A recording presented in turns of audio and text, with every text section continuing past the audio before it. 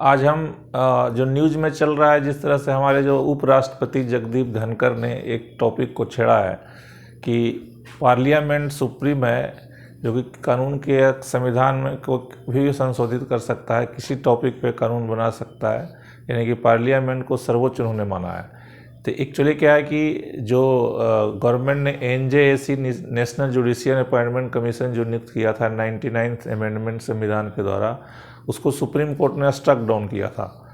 तो collegium system जो जिसके द्वारा सुप्रीम कोर्ट के जजेज की नियुक्ति होती है, उसमें गवर्नमेंट का कोई भी से नहीं है। तो इसलिए गवर्नमेंट बार बार कोशिश कर रही है कि जुडिशियल अपॉइंटमेंट में भी गवर्नमेंट का भी से होना चाहिए।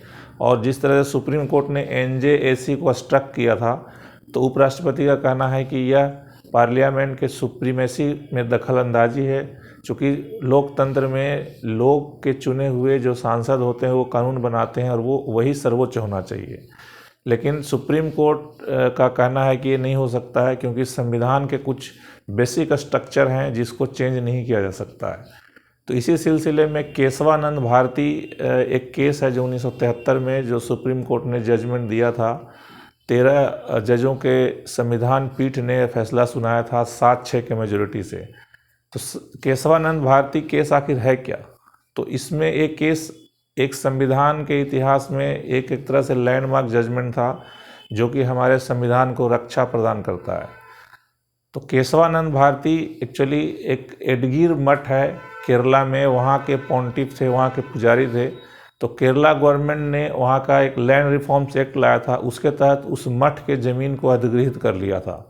तो उसी को चैलेंज करते हुए केशवानंद भारती ने सुप्रीम कोर्ट में कुछ संविधान के प्रावधान को चैलेंज किया गया था कि संविधान को गवर्नमेंट चेंज नहीं कर सकती है। जैसे कि उन्होंने संविधान के जो आर्टिकल है 19(1)(f), जिसके तहत प्रॉपर्टी के राइट होता है कि कोई भी व्यक्ति कहीं भी प्रॉपर्टी खरीद सकता है, और दूसरा ये है कि उनके जो राइट टू जो रिलीजन का जो फ्रीडम है, किसी तरह के रिलीजन को अडॉप्ट कर सकते हैं, उसको प्रोपेगेट कर सकते हैं, जो संविधान के आर्टिकल 24 और 25 में वर्णित है। तो उसकी रक्षा के लिए उन्होंने एक रिट दायर किया था सुप्रीम कोर्ट में, और उनके वकील थे नानकी पालखी वाला। तो इस तरह से एक काफ़ी विचार विमर्श हुआ कि किस तरह से चीज़ को और सुधारा जाए।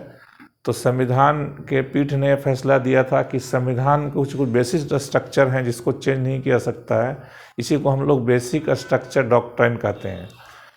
एक्चुअली इससे पहले यदि हम थोड़ा सा पहले जाएं, तो एक पंजाब का केस था Gokalnath case versus state of Punjab. तो उसमें सुप्रीम कोर्ट ने फैसला दिया था कि संविधान के जो फंडामेंटल राइट्स है उसको चेंज नहीं किया जा सकता है। तो उस समय के गवर्नमेंट ने ये चीज़ को माना नहीं, और संविधान के 24वां अमेंडमेंट किया गोलकनाथ केस को नलीफाई करने के लिए। और इसमें कहा गया कि सरकार को संविधान संशोधन का अधिकार है, किसी तरह के संशोधन कर सकती है, इवन फंडामेंटल राइट्स को भी संशोधित किया जा सकता है। और उसी 1972 में एक 25वां संविधान संशोधन किया गया, जिसमें जो फंडामेंटल राइट्स थे, राइट टू प्रॉपर्टी, संपत्ति के अधिकार को खारिज कर दिया गवर्नमेंट ने। तो इस तरह से कह सकते हैं कि उस समय कहा गया कि गवर्नमेंट संविधान के स्ट्रक्चर को भी अमेंड कर सकती है। तो इन्हीं बातों को मुद्दा बनाया गया 1973 में गोकुलनाथ केस में। और गोकुलनाथ केस का जो वर्डिक्ट आया था 7-6 के मेजोरिटी से, उसमें यह कहा गया कि सरकार को संविधान के किसी भी हिस्से में अमेंडमेंट करने का अधिकार है, लेकिन कुछ ऐसा हिस्सा है जहां सरकार इस चीज़ को चेंज नहीं कर सकती है। बेसिक स्ट्रक्चर डॉक्ट्राइन जिसको बोला गया, कि संविधान के बेसिक स्ट्रक्चर को चेंज नहीं कर सकती है। जैसे कि बेसिक स्ट्रक्चर में है कि कुछ मौलिक अधिकार हैं, या जुडिशियल और जो लेजिस्लेटिव जो उनके जो अलग अलग इंडिपेंडेंसी जो उनको मेंटेन करना होता है, उसकी बात करते हैं। या फिर जो हमारे संविधान धर्मनिरपेक्ष है, जो कि ये सब बेसिक कैरेक्टरिस्टिक्स हैं संविधान के, जैसे फेडरलिज्म है, ये सब चीज़ को चेंज नहीं कर सकते हैं, उस 1973 के केशवानंद भारती केस में कहा गया है।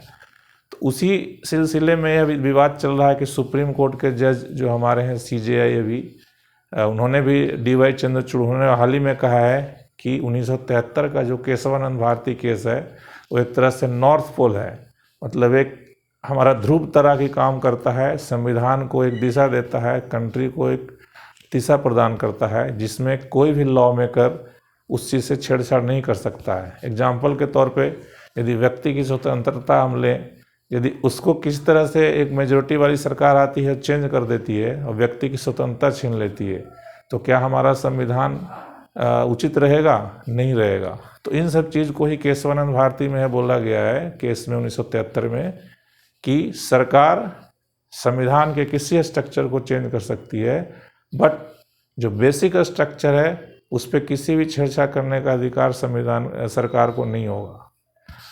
तो यही केशवानंद भारती का अहमियत है केस का, जो कि हमारे देश में लोकतंत्र का और एक जो बेसिक स्ट्रक्चर को बनाए हुए है और हमारा देश आगे बढ़ रहा है। धन्यवाद।